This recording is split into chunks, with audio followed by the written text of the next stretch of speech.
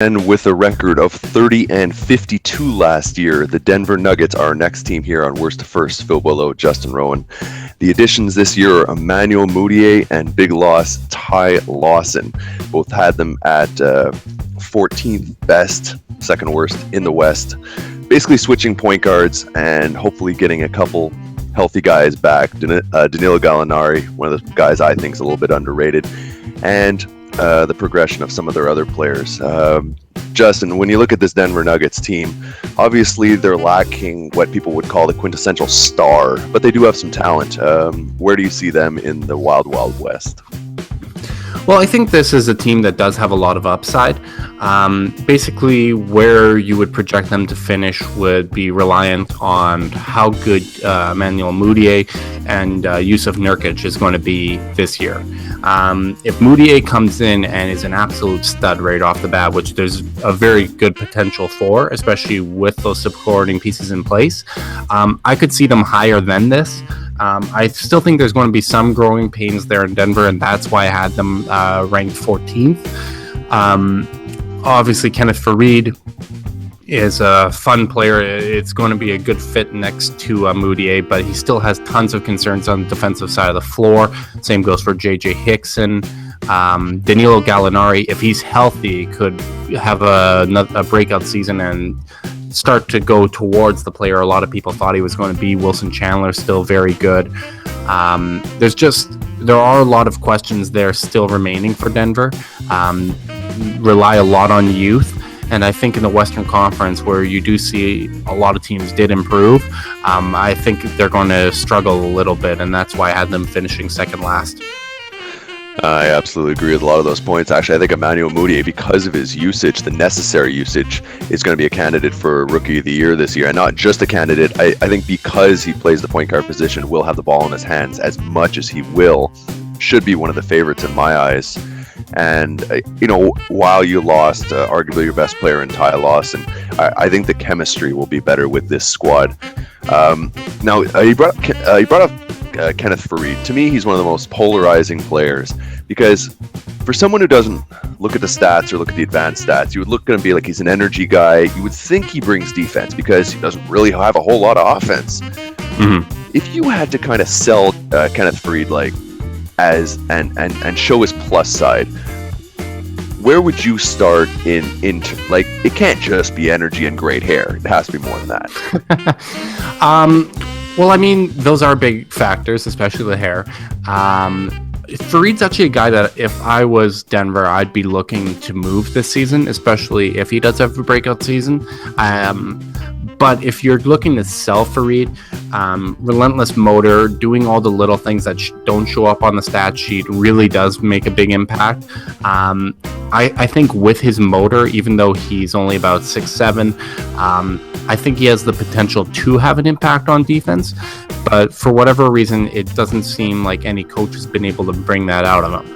Obviously, Denver had a coaching change. They brought in Mike Malone, who we've seen do a lot of good things in Sacramento. He turned around DeMarcus Cousins defensively, so maybe there's some potential for that there. Obviously, if he can turn it around defensively, I'd like to keep Faried ideally, unless you could get a good package. I don't think anyone should be untouchable on Denver, but Fareed's motor, what he can do in transition, rebounding, diving for loose balls, that's the type of guy you want. It's just typically those type of players come with defense, and that doesn't seem to be the case for Faried. But do you see him and Nurkic being a good front court down the road? Because, with the lack of jump shooting there, with one guy being more of a full court, other guy being a bit more of a half court, do you see that tandem having potential together? Because to me, that's where it really starts to have issue. I can see that tandem working together. I mean, Nurkic can cover for a lot of Fareed's mistakes on the defensive side of the floor.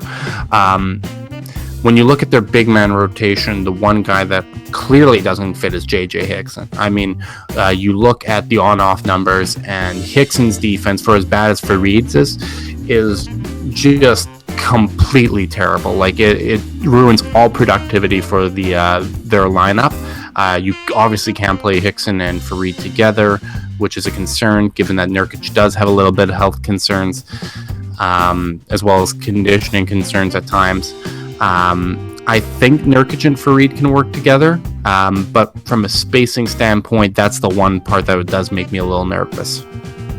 Yeah, and what makes me a little bit nervous too, especially if you're starting Gallinari, who I am a fan of, and Wilson Chandler, I've been a big fan of ever since his New York Knicks days, which I was one of those guys who actually thought that, even at the time that the Nuggets got the better of the Carmelo Anthony deal, considering everything they got back. I mean, I remember there was Mozgov, Gallinari, Chandler, there was other stuff. When you're in the West and you look at a lot of the talent, besides point guard, which I think, they're poised to be good down the road, they're probably not going to be good right away. A lot of the talent's at the 3 and the 4, and those are two positions you're not defending.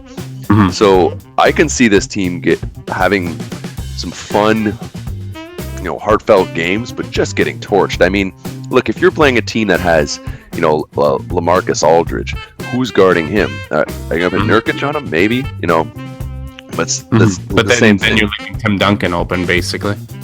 Yeah, essentially. So, I mean, this is why these Denver Nuggets, I think, are going to be interesting, fun, but will you agree with me that Moutier is kind of the litmus test? They'll go as far as he progresses for year one. Yeah, Moutier is 100% the X factor. Ty Lawson, for all his warts off the court, was still an incredibly productive player.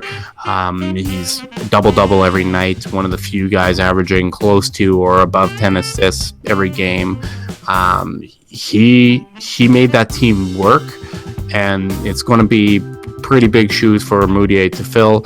Obviously, they're hoping that he's not as big of a problem off the court, but Moutier is going to be asked to do a lot in relief of Ty Lawson in Denver. Absolutely. Well, let us know what you guys think. Denver Nuggets, we had them as the 14th best, second worst overall in the Western Conference. And please join us next time on our worst first segment here on hoopslounge.com from Justin and I. See you next time.